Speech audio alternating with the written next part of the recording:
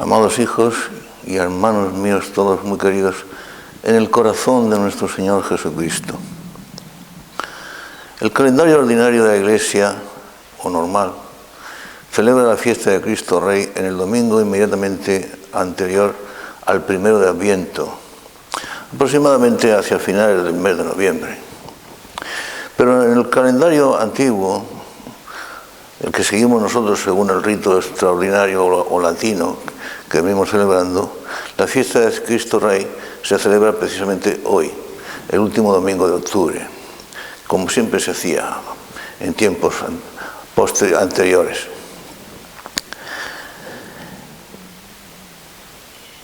Por eso vamos a hablar hoy de esta fiesta que por otra parte parece un tanto anacrónica y que carece de sentido, porque hablarle hoy a la gente, y sobre todo a las generaciones jóvenes, de realeza y de monarquía, y que Cristo es el rey del universo, en estos tiempos en que la monarquía y la realeza o no significan nada para nadie, o bien se encuentra completamente desprestigiada. Pues parece que no tiene sentido hablar de ese tema, y parece que es una fiesta hasta ese punto desfasada. Sin embargo, tiene grandísima importancia. Hace 7 años yo prediqué una homilía, meditación sobre el tema, sobre la fiesta de Cristo Rey, que luego fue transcrita en mi libro Meditaciones de Atardecer. 7 años. 7 años son mucho tiempo para la edad avanzada que yo ya tengo. Y claro, no poseo ya las cualidades ni las fuerzas, además ahora estoy enfermo, que poseía en aquella época. Por lo tanto, me ha parecido conveniente traerme la meditación para leerla y comentarla, que siempre será mejor que el resumen improvisado que yo pueda hacer, que por otra parte, como el tema es demasiado importante, aunque parezca anacrónico y fuera de lugar, demasiado importante. Como la meditación o homilía puede resultar demasiado larga, es posible que todo el tiempo que disponemos pues no la podamos comentar toda ni leerla toda. Así que para aquellos oyentes que demuestren un heroísmo en su paciencia, quizá hagamos algunas otras versiones o en continuación de la homilía de hoy para publicarla en nuestra página web en días sucesivos. Así que vamos a comenzar comentando esta fiesta de Cristo Rey, que, como digo, en el calendario antiguo que nosotros venimos siguiendo según el rito extraordinario llamado así latino que venimos celebrando, se celebra hoy. El calendario normal de la Iglesia, el calendario ordinario, se celebra, como he dicho antes, el domingo inmediatamente anterior al 1 de noviembre, al primero de Adviento, perdón, que viene a ocurrir aproximadamente pues, hacia finales de noviembre.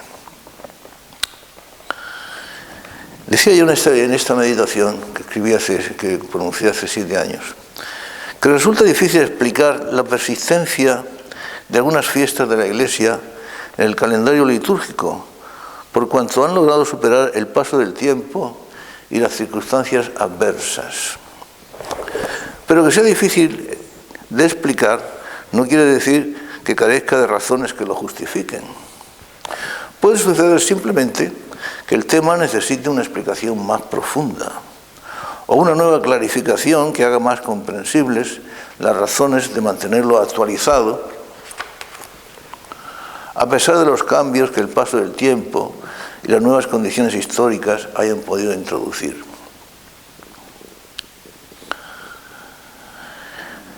El planteamiento del problema podría comenzar con una breve exposición de los sentimientos que los hombres actuales, tanto adultos como jóvenes, experimentan con respecto a los reyes y a la realeza. Ya he dicho antes que esta fiesta parece un tanto anacrónica y carente de sentido y fuera de lugar, y sin embargo tiene una importancia extraordinaria tanto para conocer las verdades fundamentales de nuestra fe como para conocer también ciertos rasgos característicos de la situación actual de la Iglesia, del catolicismo.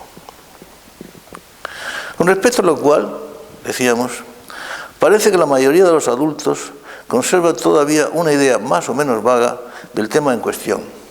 Países como por ejemplo son los Estados Unidos, allí apenas se tiene una idea de la monarquía o de la realeza, nunca la han conocido, aunque prácticamente su forma de gobierno, el presidente sea prácticamente un monarca, pero sin embargo se encuentra su poder casi absoluto, y digo casi, porque está controlado por las dos cámaras de representantes elegidos por el pueblo. Allí apenas se tiene idea de lo que fue a lo largo de la historia en los países de Asia, sobre todo de Europa, las monarquías.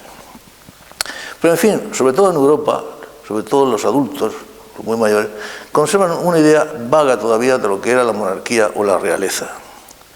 Si bien la ignorancia, cada vez más profunda y más extendida, aparte de otras circunstancias de las que después hablaremos, van difuminando y falseando los conceptos a medida que pasa el tiempo. Para las nuevas generaciones, en cambio, las cosas se presentan de manera bien distinta. Dentro de este campo, las nuevas generaciones, el problema aparece en forma mucho más aguda y con motivos de mayor gravedad. Si los jóvenes de hoy conservan aún alguna noción sobre la realeza, es sin duda alguna para identificarla con lo anacrónico, lo inútil y hasta con lo desastroso. Y en cierto punto, y hasta cierto punto, no le falta razón. Como siempre suele ocurrir, son diversas y variadas las causas motivadoras de esta situación. Intentaremos resumir algunas de ellas, entre las que nos parecen las más importantes. En primer lugar está el fracaso rotundo de los modernos sistemas de enseñanza. Aunque, por supuesto, es posible que esta afirmación sea bastante relativa, e incluso hasta cierto punto no del todo conforme con la realidad, puesto que más bien podríamos decir que se trata de un éxito del sistema, en cuanto a la enseñanza se refiere, el cual ha conseguido prácticamente en todo el mundo que la actual juventud se encuentre anclada en un estado supino de ignorancia, desprovista de la capacidad de pensar, desconocedora por completo de la historia y bien fácil de manejar por lo tanto. A propósito de lo cual podríamos añadir, ya más concretamente, que si la historia que el sistema enseña a los jóvenes de hoy como materia de aprendizaje se pareciese en algo a la realidad, sería pura coincidencia, algo que en realidad no suele ocurrir nunca. Los manuales de historia de hoy suelen ser manuales de ciencia ficción, en absoluto de historia. Y para unos padres que estuvieran deseosos de educar a sus hijos también en el conocimiento de la historia, que es el conocimiento de la vida, decían los antiguos que la historia es la maestra de la vida, pues se veían y se desearían para encontrar manuales auténticos de historia que pusieran a sus hijos en el verdadero camino de la enseñanza de lo que fueron los tiempos pasados y acontecimientos importantes que conformaron la historia de cada nación.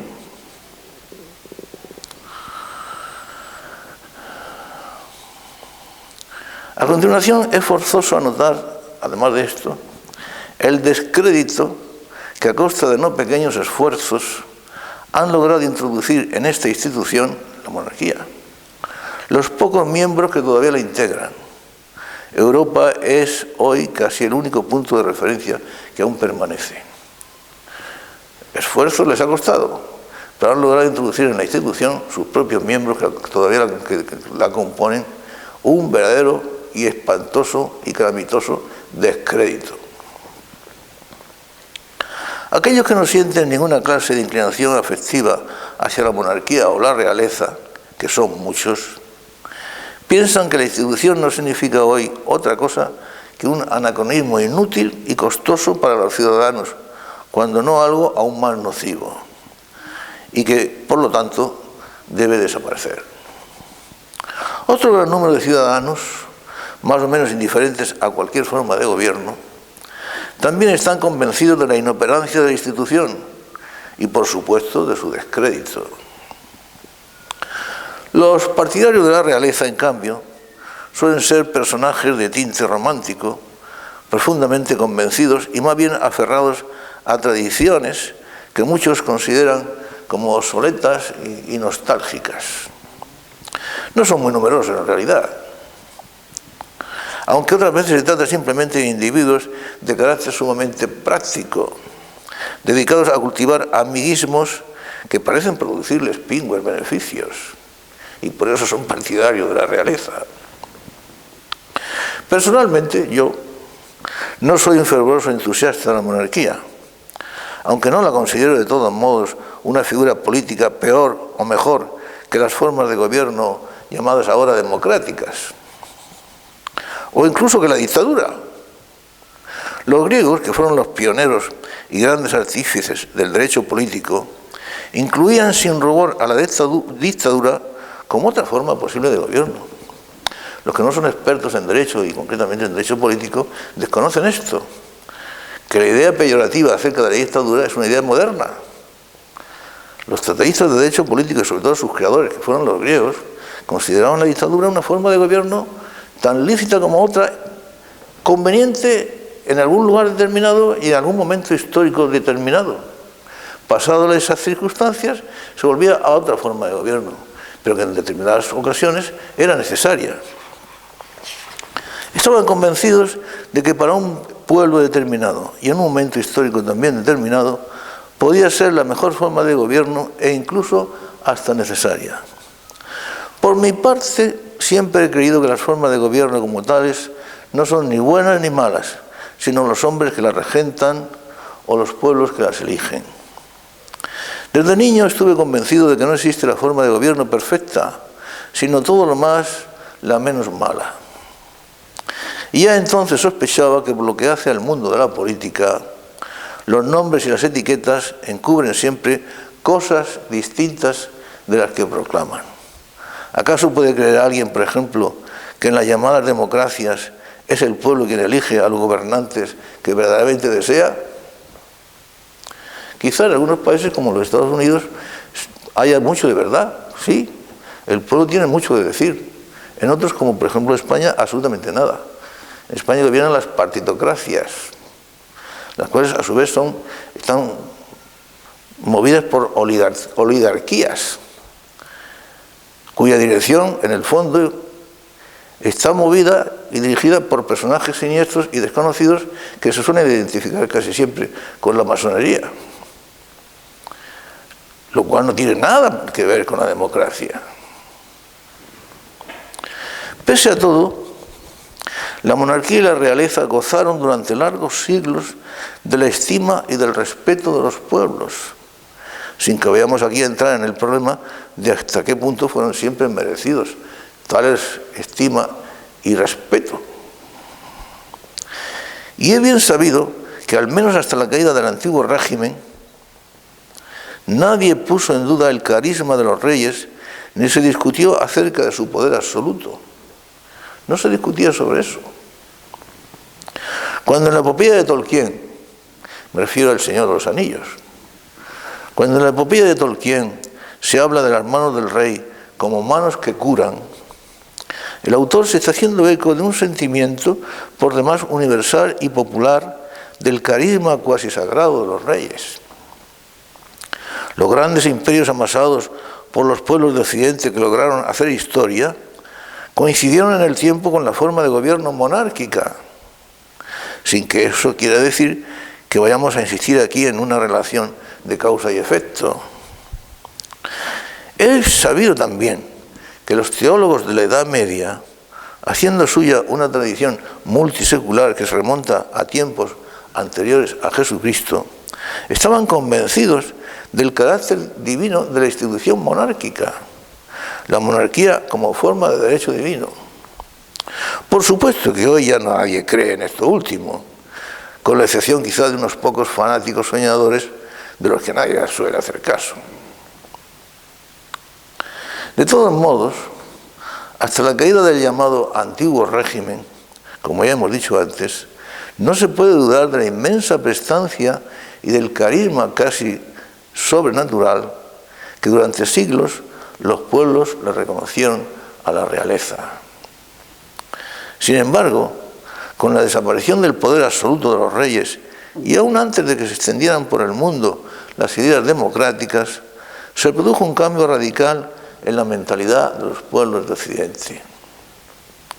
Las escasas monarquías que subsistieron a las nuevas concepciones pasaron a ser democráticas, representativas, constitucionales, garantes de una simple función unificadora, etcétera, según muchos, o meramente decorativas o inútiles, amén de desprestigiadas, según otros. En cualquier caso, se afianzó en todas partes como indiscutible el principio de que el rey reina pero no gobierna, con lo que surge así otra nueva e importante dificultad a la que han de enfrentarse los cristianos actuales, si es que todavía puede esperarse que tenga para ellos sentido la fiesta de Cristo Rey. Se trata de que la idea de la realeza como poder absoluto no solamente es ininteligible para la mentalidad moderna, sino también absolutamente inaceptable. Sin embargo, Jesucristo es Rey absoluto y Señor del universo, afirmación enteramente contraria a lo que significaría una realeza como mera figura decorativa, y absolutamente opuesta, por lo tanto, a las ideologías que hoy imperan en el mundo.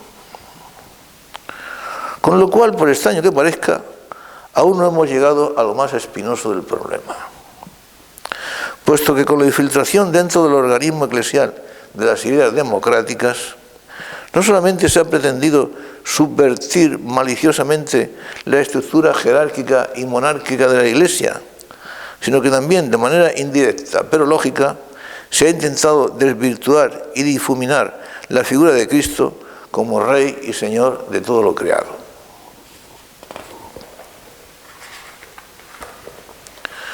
Si la Iglesia posee una estructura constitucional, jerárquica y monárquica inquebrantable, como así es, sobre esta piedra edificaré mi Iglesia, tal como lo quiso y dispuso su divino fundador, no puede existir humano o poder humano alguno que pueda modificarla, porque es deseo expreso y explícito de su fundador que la Iglesia sea, en su constitución, absolutamente monárquica, jerárquica, no democrática.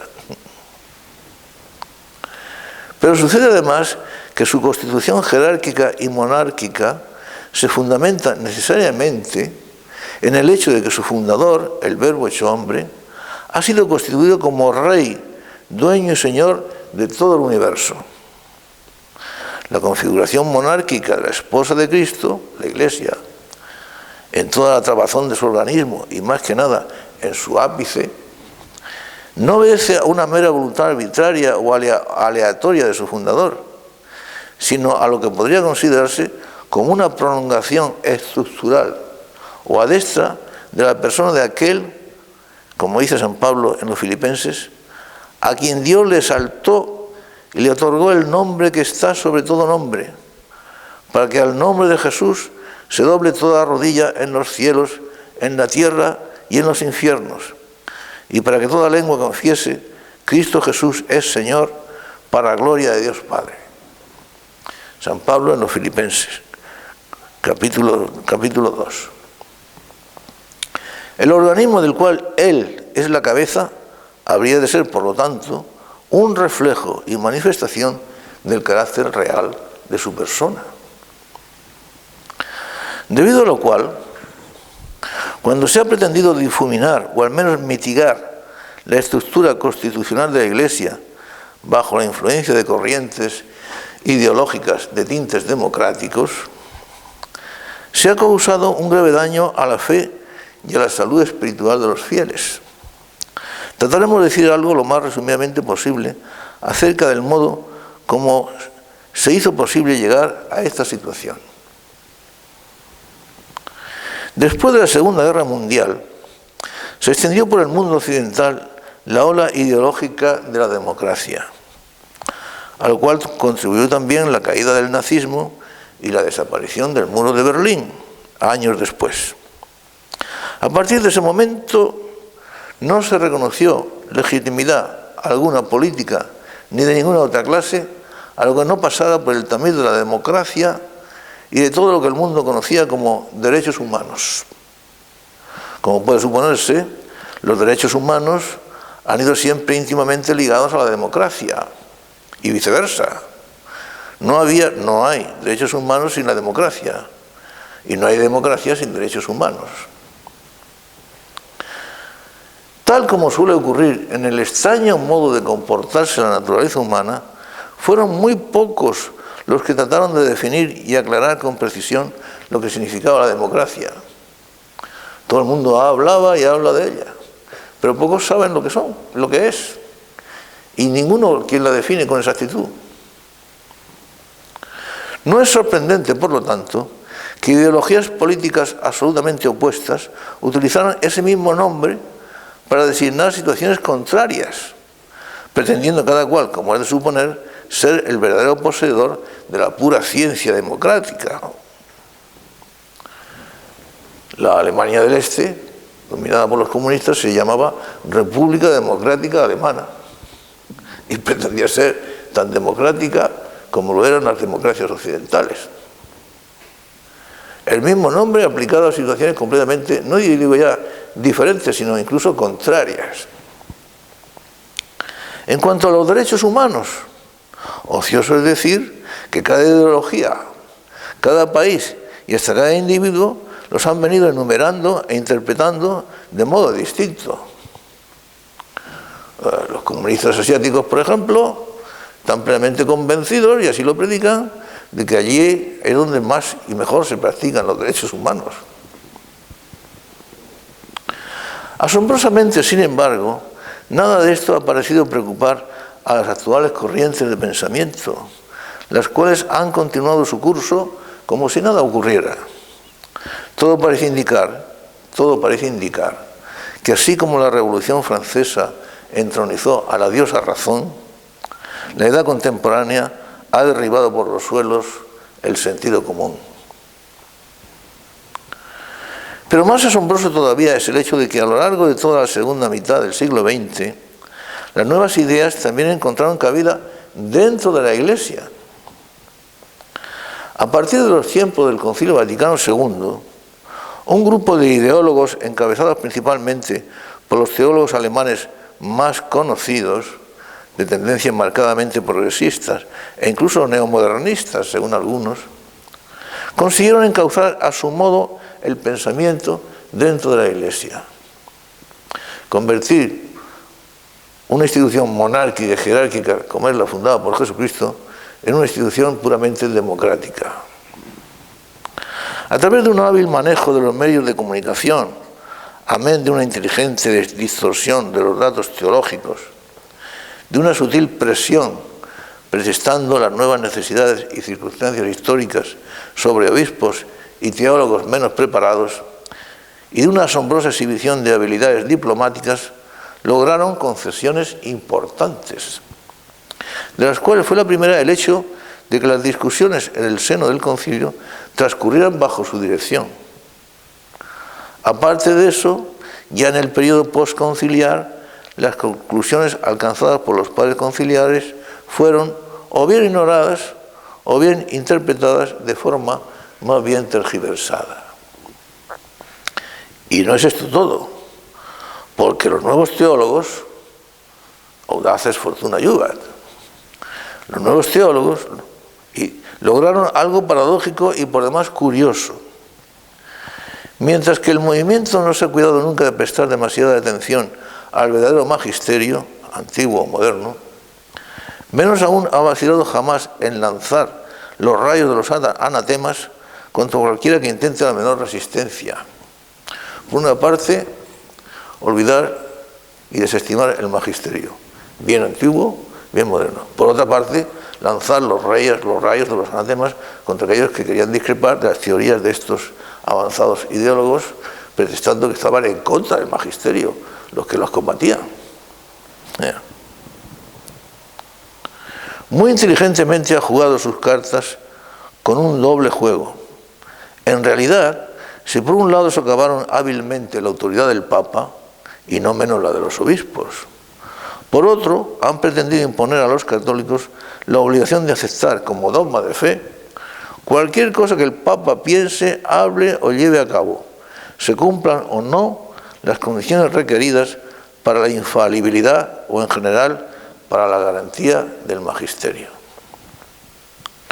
De esta manera, como vamos a ver ahora, es como se ha llevado a cabo el intento de democratizar las estructuras de la Iglesia, debilitando su estructura jerárquica y monárquica, y procurando así un fácil campo de acción a los grupos de presión progresistas. El camino ha quedado despejado para los vientos con olor a modernismo. Mientras tanto, y gracias a la utilización del doble juego por parte de los nuevos ideólogos, la figura de Jesucristo como Rey y Señor del universo, cabeza del cuerpo místico que es su Iglesia, corre también el peligro de difuminarse. El ambiente europeo estaba impregnado de las nuevas ideologías durante los tiempos en los que se inauguró el Concilio Vaticano II. Se hizo circular la idea de que el Concilio Vaticano I había ido quizá demasiado lejos en las atribuciones reconocidas al Papa, demasiado lejos, y por lo tanto había que recortarlas. Si el anterior concilio había sido el del Romano Pontífice, el que hoy iba a celebrarse habría de ser el concilio de los obispos. Bueno, eso fue lo que se dijo, pero no lo que resultó, como ahora veremos. La nueva ola de las ideas democráticas inundó la Iglesia en todos sus niveles, desde el papado hasta las más humildes parroquias. La democracia, la colegialidad, la solidaridad, el diálogo y la participación fueron algunas de las ideas que alimentaron a partir de entonces el organismo eclesial.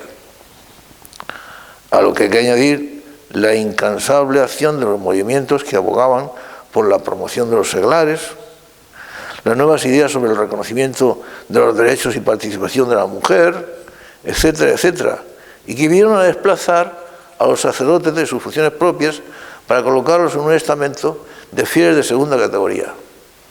¿Para qué hacía falta a los sacerdotes?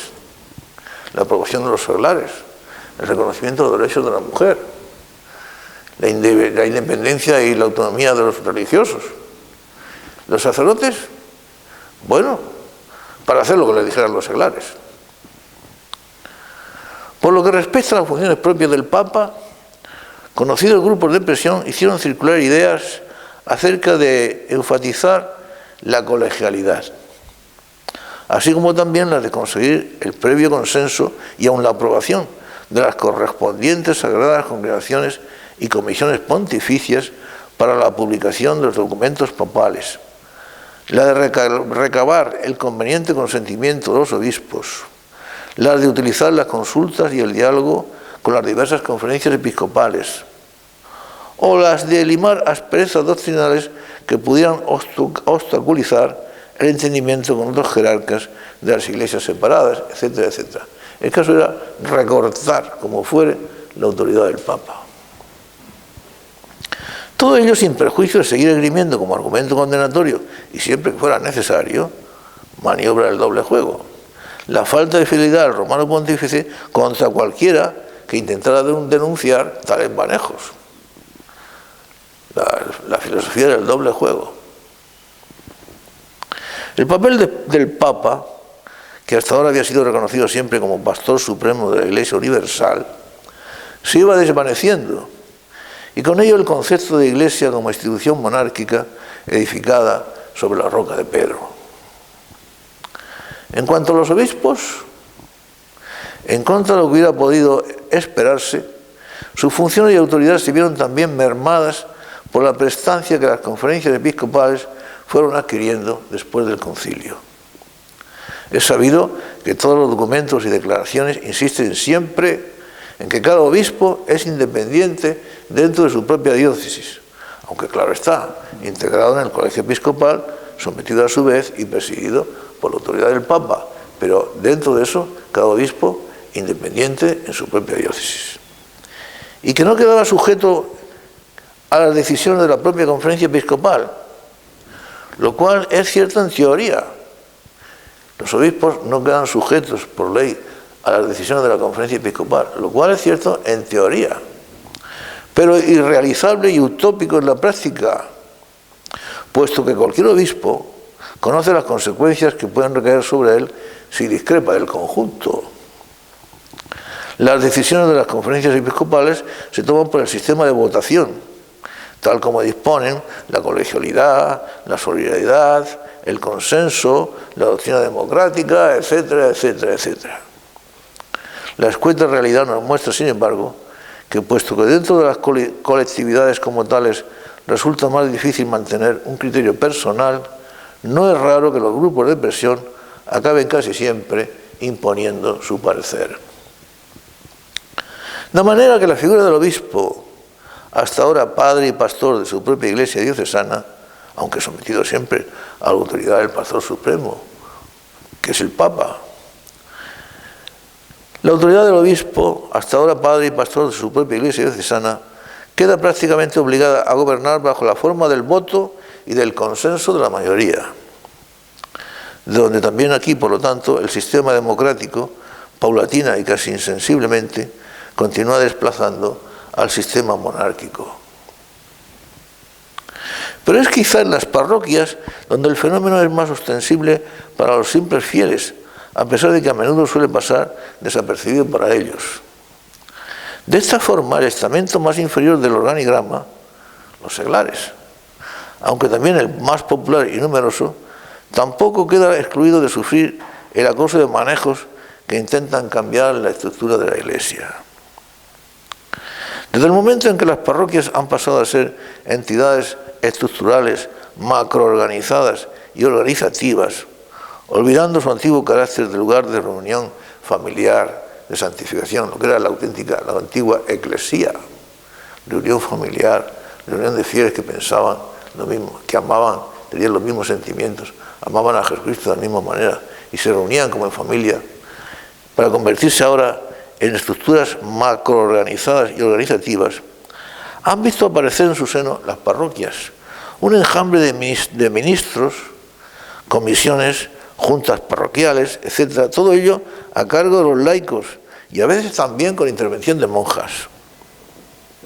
Una vez que tales entidades se han hecho cargo de la gestión y dirección de casi todas las funciones parroquiales, la antigua figura del párroco como pastor espiritual de su rebaño de fieles ha quedado relegada prácticamente a la de un simple burócrata a las órdenes de ellas. ¿Cuántas parroquias he conocido yo? Sobre todo en los Estados Unidos. Que si el párroco quiere cambiar, pues no sé, la decoración de una habitación de su casa, tiene que contar con el consentimiento de la Junta Parroquial de Finanzas, la cual puede otorgar o puede no otorgar su consentimiento, en cuyo caso el pastor, el párroco, nada puede hacer. O si quiere introducir algún cambio, alguna modificación en los cultos, horarios, etc., tiene que contar con la comisión de liturgia, también integrada por laicos y por monjas, sin cuyo consentimiento el pastor o el párroco nada puede hacer. El problema en su conjunto, consideradas todas las circunstancias, se presenta un aspecto doblemente grave.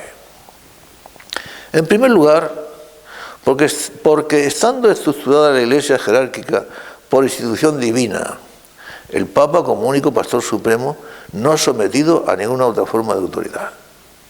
El concilio ecuménico, presidido y aprobado por el Papa, los obispos, los presbíteros y diáconos, todos por ese orden, tales fundamentos no pueden ser modificados por autoridad alguna en este mundo. Los simples fieles que han recibido solamente el bautismo o la confirmación, o cualesquiera que no hayan sido investidos con el sacramento del orden, a pesar de su inmensa dignidad de auténticos cristianos y verdaderos hijos de Dios, no constituyen autoridad en la Iglesia. No constituyen autoridad en la Iglesia. Siempre en la Iglesia, durante 20 siglos se distinguió entre la Iglesia docente, integrada por la jerarquía, la Iglesia que enseña, y la Iglesia discente, integrada por los laicos, la Iglesia que aprende. Doceo, enseñar, disceo, aprender. La Iglesia docente, que es la que enseña, integrada por la jerarquía, y solamente por la jerarquía, que es la que tiene el oficio de enseñar, y nada más que ella. Y la Iglesia discente, que es la que tiene el oficio de aprender. Por otra parte, la democracia es una figura política o forma de gobierno cuya existencia está más ubicada en el mundo de la especulación que en el de la realidad. Aunque no se quiera reconocer, las democracias también están gobernadas a su vez por oligarquías. Yo leí una vez una definición, y no tengo nada contra la democracia, me parece una forma de gobierno quizá la mejor que haya, o al menos mala, pero leí una vez una definición sobre la democracia que decía: la democracia es el sistema de gobierno que otorga a cada pueblo el gobierno que se merece. Y quizá tenga eso mucho de razón, mucho de verdad. Que otorga a cada pueblo el gobierno que se merece. Santo Tomás de Aquino también decía lo mismo, que cada pueblo está gobernado o tiene aquellos gobernantes que se han merecido. Llegados a este punto, después de esta sucinta exposición del estado de la cuestión, podemos comprender mejor la oportunidad de la pregunta. ¿Conserva hoy todavía sentido para los cristianos, la fiesta de Cristo Rey? ¿Conserva hoy todavía para los cristianos su sentido la fiesta de Cristo Rey? Y caso de haber mantenido su significado, tal como lo tuvo en tiempos pasados, ¿están capacitados los cristianos de ahora para comprenderlo?